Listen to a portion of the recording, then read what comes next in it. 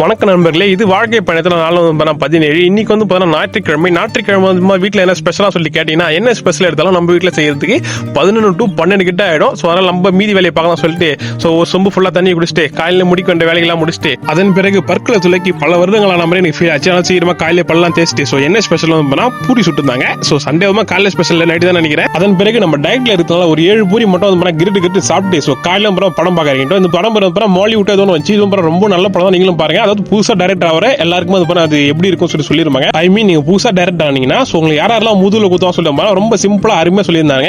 So அதுக்கப்புறம் editing ஒர்க்லாம் இருந்துச்சு. ஸோ காலையில் எடிட்டிங் ஒர்க்லாம் பார்க்க சொல்லிட்டு இன்ஸ்டாகிராம் யூடியூப் ரெண்டுத்துக்கும் எடிட்டிங் ஒர்க்லாம் பார்த்துட்டு வெளியேட்டு பார்த்துட்டு அந்த தென்னமரம் பாருங்க ஆட்டோ பஸ் மாதிரி அந்த காலை வச்சு டான்ஸ் ஆடிச்சு. என்ன படம் சொல்லி தெரியல, நீங்க கமெண்ட் சொல்லுங்க.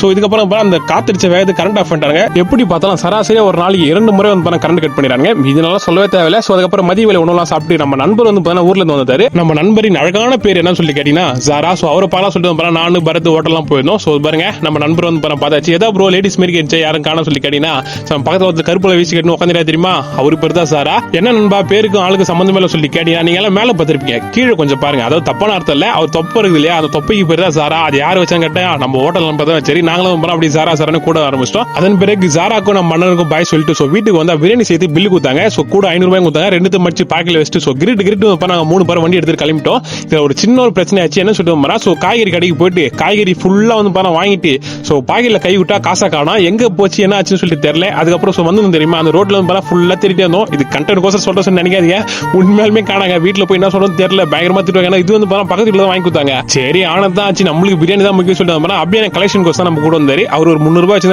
நம்ம கிட்ட கொடுத்தாரு. ஸோ நான் வீட்டுல தந்துடலாம் சொல்லிட்டு அவர்கிட்ட வாங்கி நம்மளுக்கு பிரியாணி தானே முக்கியம். ஸோ அங்கேயே கொண்டாட தேடணும், எதுவும் கிடைக்கிற மாதிரி தெரியல. ஏன்னா காத்து கொஞ்சமான காத்து அடிக்கலங்க, அது எங்கேயும் பறந்து போயிட்டு இருக்கும். சரி இப்போ அதை விடுங்க, இப்போ பேசினால் திருப்பி வரப்போது. அப்புறம் சிக்கன்லாம் வாங்கிட்டு வீட்டுல இருந்து குதிரை ஒரு 4 பேர்ட் வச்சு திட்டினாங்க. அதை வச்சு வரமா போட்டு சாயங்காலம் போல வாக்கிங் போயிட்டு நம்ம யூடியூப் சேனல் டப்பு கூட வேலை இருந்துச்சு. ஸோ டப்புலாம் பார்த்தா கிளைமேட் பயங்கரமா இருந்துச்சு. அங்கேயே கொண்டாட உட்காந்து வீட்டுக்கு பார்த்தா நைட்டு பிரியாணி செஞ்சாங்க. நம்ம டயட் ஃபாலோ பண்றதுல நிறைய சாப்பிடாம ஒரு 100 பிளேட் மட்டும் சாப்பிட்டு இன்னைக்கு மெடிடேஷன் பண்ணலாங்க. சாப்பிட்டு ஒரு மாதிரி மயக்கமா இருந்துச்சு. அப்படி பார்த்துருக்கேன். நம்ம வாழ்க்கை வீடியோ தான் போச்சு.